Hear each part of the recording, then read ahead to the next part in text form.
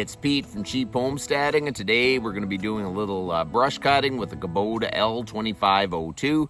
My friends at B&T MacFarlane have been great to allow me to use it for the summer, and we're going to get out here and try to see how well it does against some of this heavier brush that I got back here. I got a 5-foot Bush Hog on the back, and we're going to kind of see how well it does. When we moved back to the homestead, like I grew up here, but when I moved back to the homestead, I chose a spot in the bush that I was clearing a little bit of land. It's basically 2 acres, but the first acre of it has probably been cut for at least 5 to 8 years. So all the stumps are really rotten, but the brush started to grow up, and I'm like, man, I need to get back here. I need to bush hog it down. Just so it doesn't get away from me again. If I leave it any longer, we're going to be cutting with the chainsaw. So that is what the plan is today. We're going to use the Kubota L2502 and kind of see how well it works with a 5-foot bush hog. And I want to say thank you to my friends at B&T MacFarlane for letting me use the tractor for the summer. And we're going to try to get as much use out of it as possible because I think it's fall technically. So let's go. So what we're going to be using is the Kubota L2502. With a 5-foot brush cutter on the back of it. The other day, well, it's more than the other day, probably a month ago, I was back here and we were brush cutting a little bit. And as you can see, there is some lighter stuff, but some of these trees are really starting to grow. And I really need to hack down most of this before it gets absolutely totally out of hand and I can't knock it down with the bush hog. I think what I'm going to do is I'm going to start off in here. It's a lot lighter, and then work my way back. You really have to be careful with these sticks because they can puncture a tire really easy. So we're going to try to be as careful as possible and just see how much we can clear. I brought a chainsaw just in case. It's the old Husky 55. We're gonna put it somewhere safe, like here. You kind of get a good idea of the space. You see the big tree, all that space up to the big tree is clear, and well, even farther, really. And it seems like it's a lot lighter around here and around the back. It seems to be heavy in the center. So if we start bush hogging, my goal is to get it knocked down, and then maybe we can try to get it cleaned up a bit. If I can bush hog it today, maybe I can get it cleaned up a little bit, and then we can start maybe planting some grass. I don't know if this is going to be like a hay field or anything because it's way back in the bush, but if I have it cleared, I have a chance of using it for something. So let's start at it.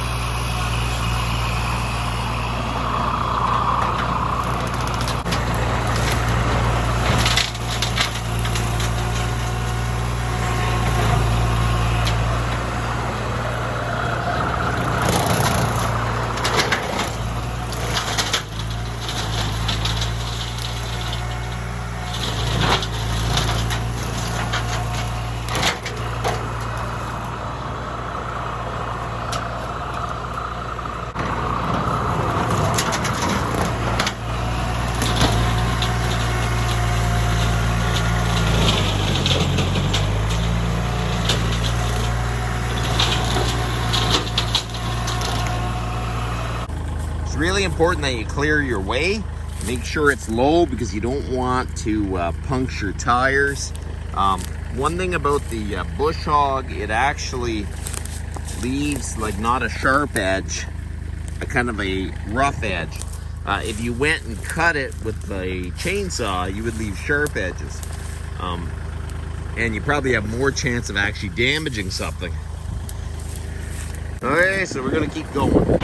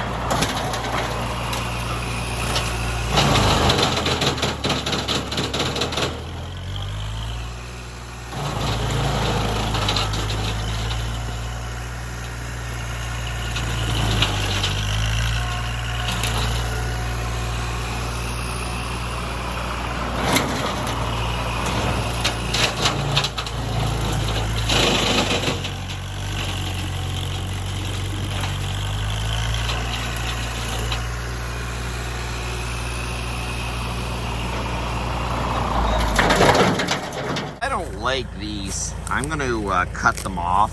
Same with those, if there's anything big, and same with this stump. This stump's pretty much rotten, but I prefer not to hit it with the Bush Hog. They're pretty rotten, but I'd rather cut them than run over them with the tractor.